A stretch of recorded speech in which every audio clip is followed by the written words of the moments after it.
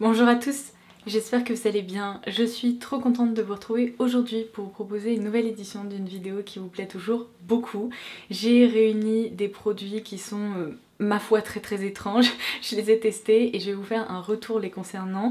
Accrochez-vous parce qu'il y a certains trucs, je crois qu'on n'a jamais vu ça avant, donc j'espère que cette nouvelle sélection va vous plaire. Juste avant de commencer, si vous avez visionné la dernière vidéo dans laquelle je réalise un tri de ma collection de make-up, je vous avais indiqué que j'ai un carton chez moi dans lequel je glisse depuis plusieurs semaines des produits neufs pour vous. Comme vous pouvez le voir, le carton est bien rempli, ça va pas tarder à déborder, donc il est temps de lancer ce concours. Je souhaite vraiment vous faire plaisir pour cet été, du coup je vais vous laisser un visuel à l'écran, mais vous allez le voir, il y a plein de choses dans ce colis. Il y a une palette Tartelette in Bloom de Tarte, il y a également des produits de soins avec Pixi, Filorga, une crème solaire Reine que j'aime beaucoup. J'y ai glissé des produits de la K-Beauty, donc avec une autre palette, un pinceau KVD, il y a un rouge à lèvres Givenchy, bref, je pense que c'est un colis qui fera très plaisir à l'un ou l'une d'entre vous. Du coup, si vous avez envie de tenter votre chance, c'est très simple. Pour participer à ce concours, il faut déjà être abonné à ma chaîne puisque ce concours est réservé à mes abonnés. Ensuite, il faut liker cette vidéo et laisser un commentaire sous cette vidéo là dans la barre de commentaires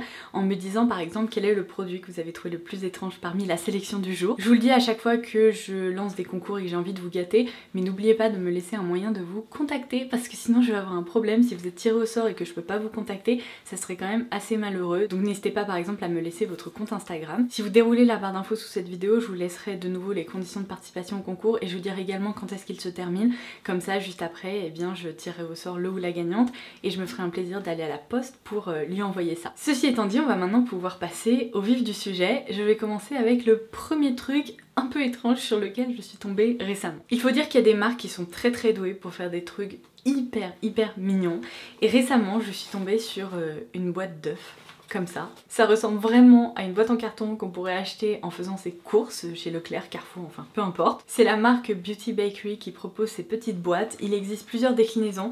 Moi j'ai opté pour la déclinaison un peu nude, vous allez comprendre de quoi je parle dans quelques secondes. Et ils ont intitulé ce produit ou cet objet les Organic Blending Eggs. C'est trop mignon.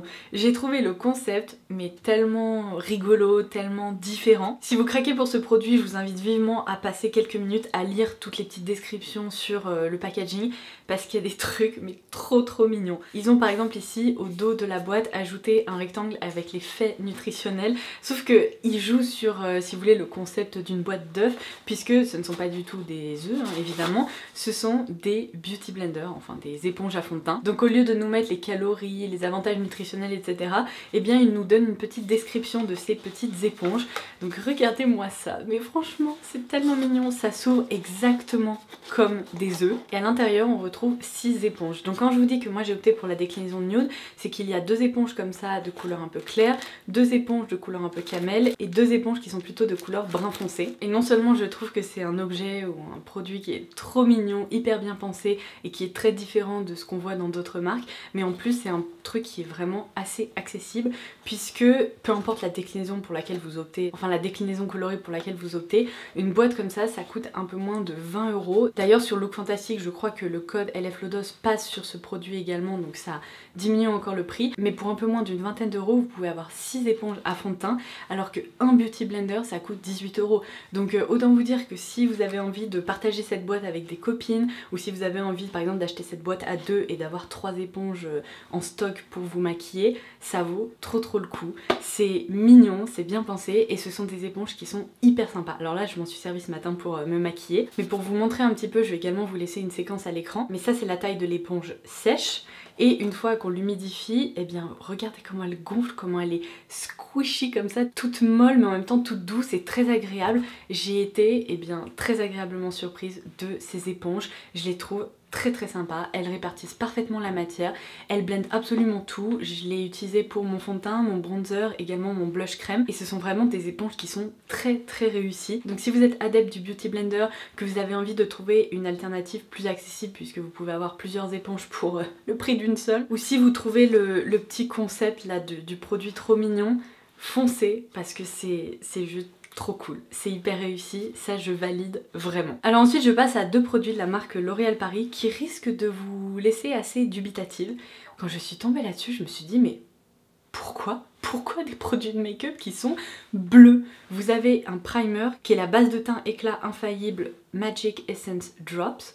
Non mais regardez-moi cette couleur, incroyable, on dirait du colorant alimentaire. Et dans cette gamme il y a également la poudre Magic Loose Powder qui est également bleue. Alors elle n'est pas bleue électrique à ce point là, mais vous verrez au niveau des séquences que je vous ai filmées il y a un moment, ce produit est bleu clair. Alors quand j'ai commencé à tester ça, je me suis dit ça va être la catastrophe, ça va être comme le blush, vous savez, de chez Missha que j'avais testé un jour qui était de couleur mint. Ça me donnait un air cadavérique, ça ne servait strictement à rien. Donc des produits comme ça, vert typiquement pour estomper les rougeurs, je comprends, mais bleu électrique ou bleu ciel, j'ai pas trop compris. Alors je vais commencer par le primer, donc ils indiquent que c'est une base de teint éclat. Alors autant le produit est très étrange, assez original à cause de sa couleur, autant on va dire en termes de texture et d'utilisation, on retrouve une base assez classique. Quand vous appliquez ce produit sur la peau, vous verrez la coloration en fait disparaît complètement. Ça fond sur le visage un peu comme un sérum finalement, ça pénètre et après ça laisse un fini un petit peu éclatant, mais c'est pas non plus un fini de crème hydratante très riche, vous voyez. Si vous avez la peau sèche ou déshydratée, c'est malheureusement pas un primer que vous trouverez particulièrement confortable. Après il se fait oublier, mais je pense que c'est surtout un produit pour les peaux plutôt normales à mixtes, parce que sa texture est tellement fine qu'elle pénètre rapidement. Ça laisse un fini sur le visage, comme je vous le disais, qui est légèrement lumineux. C'est pas un produit qui se sent particulièrement sur la peau, donc bon, ça je dois dire que c'est pas mon primer préféré. Je trouve que c'est un produit qui est assez intriguant à regarder et c'est d'ailleurs très joli hein, parce qu'on dirait presque un vernis à ongles. Après une fois qu'on passe à l'application, on retombe sur un produit relativement classique, donc rien de positif ni négatif à dire à son sujet. C'est original, mais ça m'a pas transcendé. La poudre quant à elle m'a un peu fait peur parce que bon, vous pouvez le voir, je suis très blanche et quand j'avais swatché ce produit pour la première fois, j'ai trouvé que sur le dos de ma main, on voyait quand même de légers reflets un peu bleu ciel.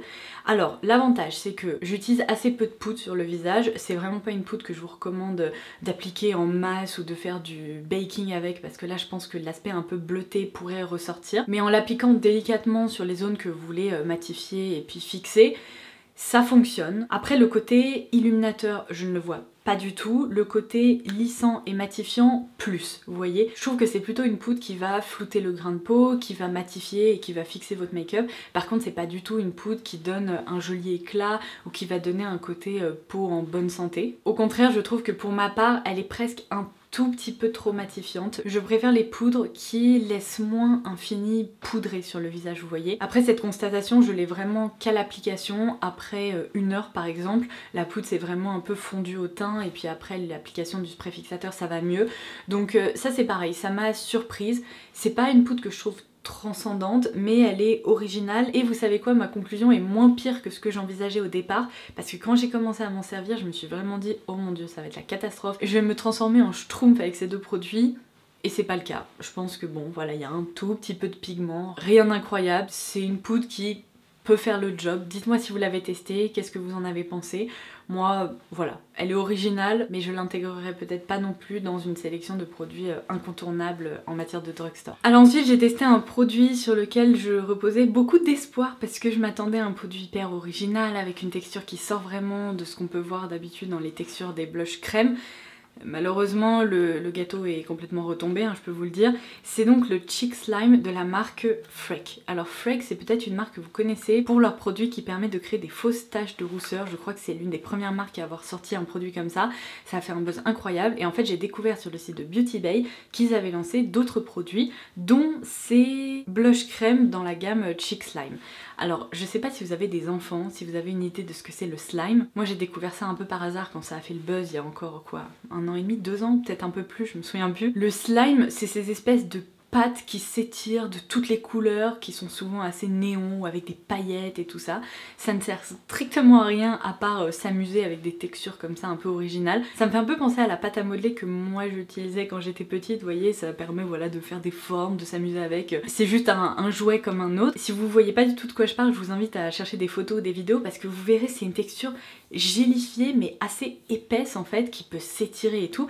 Et moi quand j'ai vu Cheek Slime, je me suis dit mais ça va être trop drôle, ça va être une texture gélifiée mais plus épaisse. Alors pour le coup je m'attendais vraiment à retrouver un truc un peu comme les Jelly Blushes de chez Rimmel, mais une version sous stéroïde, vous voyez, parce que là on est plus sur un blush crème légèrement gélifié. Moi je m'attendais à retrouver presque une texture de pâte à modeler humide dans un nouveau format. Alors malheureusement vous allez le voir avec les visuels à l'écran, on n'y est pas du tout. Je pense qu'ils ont surfé sur un terme qui a fait le buzz et un terme assez original pour que les pigeons comme moi se fassent avoir et se disent ouh ça va être un truc innovant.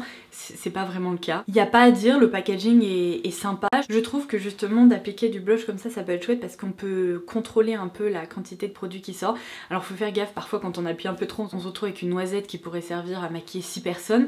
Mais quand on contrôle un peu voilà, la quantité qui sort, on se retrouve avec finalement un blush crème, tout ce qu'il y a de plus classique. En termes de texture et de toucher sous le doigt, j'ai rien de spécial à noter. C'est juste un blush crème liquide. Alors par contre c'est très pigmenté, c'est le blush que je porte encore aujourd'hui. Le rendu est joli, mais contre toute attente c'est presque trop mat par rapport à ce que j'envisageais dans ma tête. Quand on parle de slime ou de texture gélifiée comme ça, je m'attendais à avoir un rendu, je sais pas, un peu galbant sur les joues, qui réfléchisse mieux la lumière et tout. Si vous voyez de la lumière ici c'est mon highlighter, mais en dessous le blush est mat. Je suis pas du tout bluffée. C'est pas un mauvais produit, mais c'est pas vraiment ce à quoi je m'attendais. Donc je vais continuer de m'en servir, mais en tant que blush classique, et je vais me résoudre au fait que c'est un blush liquide quoi, qui s'applique comme ça avec un petit pinceau, qui s'étale plutôt bien et qui donne bonne mine, mais c'est pas un blush gélifié original. Alors ensuite on passe à un produit que vous avez probablement déjà vu partout, mais pas sous cette forme-là. La marque Révolution XX, si je me trompe pas. Non mais vous savez, c'est ce groupe, la Makeup Revolution, qui a lancé plein de marques différentes. Ils ont aussi une gamme XX qui fait très peur entre nous. Je ne vois pas pourquoi on appellerait une marque comme ça, mais bon, passons. Donc comme je vous le disais, vous avez sûrement déjà beaucoup vu des petits contenants comme ça avec du savon pour bien maquiller ses sourcils, ou en tout cas pour les discipliner. Ça s'appelle le Soap Brow, je vous en ai déjà parlé sur la chaîne. Et là ils ont lancé un truc qui s'appelle le Soap Stick. Alors je dois dire que l'idée de base est quand même hyper intelligente, parce que dès qu'on part en vadrouille ou qu'on est un peu pressé le matin, le fait de sortir son petit boîtier, retirer le couvercle, humidifier un peu le savon, frotter, appliquer et tout, c'est pas le truc le plus pratique au quotidien. Et donc Révolution XX s'est dit comment est-ce qu'on peut transformer ce produit en un produit plus facile à utiliser au quotidien, et bam, ils ont sorti un stick. Donc de ce côté-là, je dois dire, vous êtes malins les gars, c'était une très bonne idée, c'est la première fois que je vois ça. Corrigez-moi si je me trompe, mais j'ai jamais vu ce format. D'un côté vous avez une petite brosse comme ça. Je sais pas si j'aurais pas préféré un petit goupillon, mais bon, la brosse elle fait son boulot. Et de l'autre côté vous avez donc cette texture là de savon un peu translucide, mais sous forme de stick. Donc c'est plus pratique, le matin vous appliquez ça direct dans vos sourcils, ensuite vous brossez, vous pouvez même plaquer un peu la matière grâce à l'arrière de la brosse qui est plat.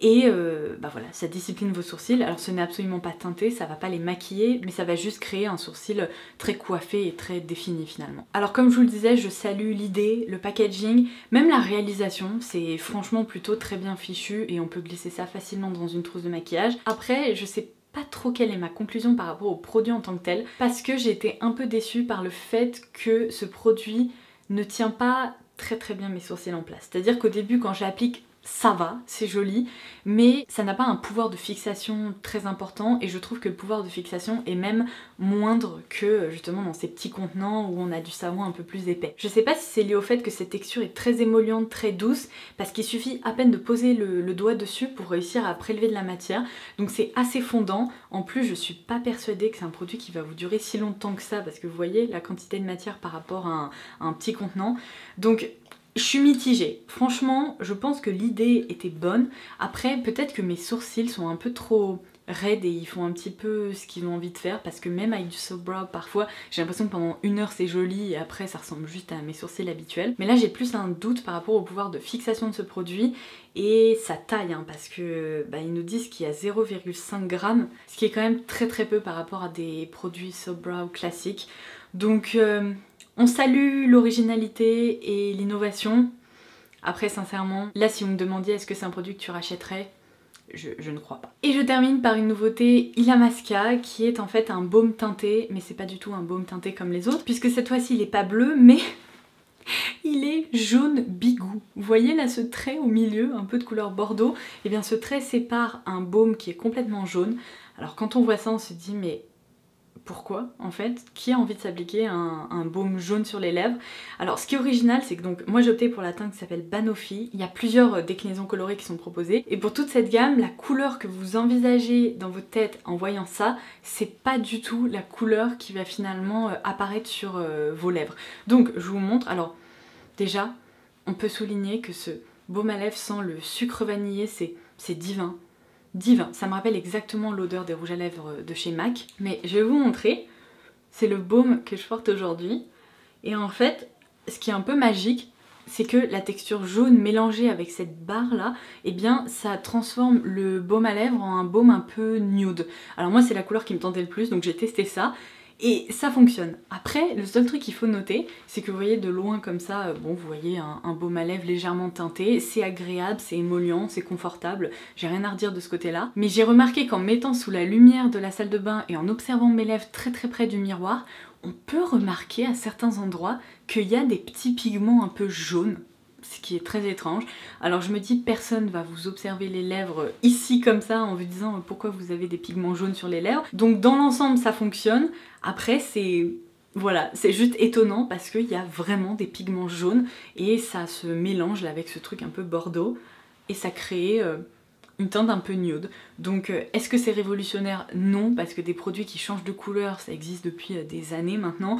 On se souvient tous des rouges à lèvres Lipstick Queen qui étaient complètement verts et qui se transformaient en rose, parfois un peu rouge. Donc ça existe depuis longtemps, mais sous cette forme-là de baume à lèvres un peu teinté et avec une couleur originale comme ça, j'avais jamais vu. Ça me rappelle un peu les Malabar Bigou quand j'étais petite. Donc voilà pour le dernier produit un peu étrange que j'avais mis de côté pour vous le présenter dans cette vidéo. J'espère que vous aurez passé un bon moment en ma compagnie, que vous aurez apprécié découvrir ces produits que vous ne connaissiez peut-être pas encore. N'oubliez pas que vous pouvez participer au concours pour tenter de remporter un carton bien garni et avec plein de produits qui sont très chouettes à découvrir. En attendant ma prochaine vidéo, je vous embrasse très fort et je vous dis à très vite. Bye bye!